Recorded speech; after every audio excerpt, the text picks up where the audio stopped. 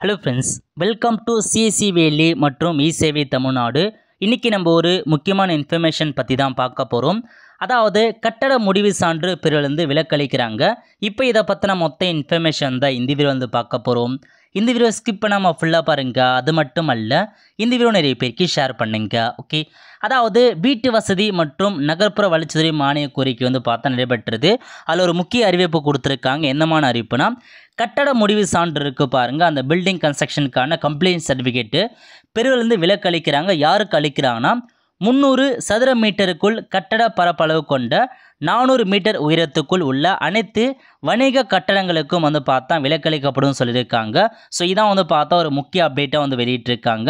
இதுக்கப்புறம் நீங்கள் வந்து 300 சதுர மீட்டருக்குள் மற்றும் 14 மீட்டர் உயரத்துக்குள்ளே நீங்கள் ஒரு வணிக கட்டணம் வந்து பார்த்தா கட்டுறீங்க அப்படின்னா அதுக்கான அந்த பில்டிங் கம்ப்ளீட் பண்ணதுக்கான சர்டிஃபிகேட் வந்து தேவையில்ல, உங்களுக்கு வந்து விலக்களிக்கப்படுறது சொல்லியிருக்காங்க. ஸோ இதான் உங்களுக்கான இன்ஃபர்மேஷன்.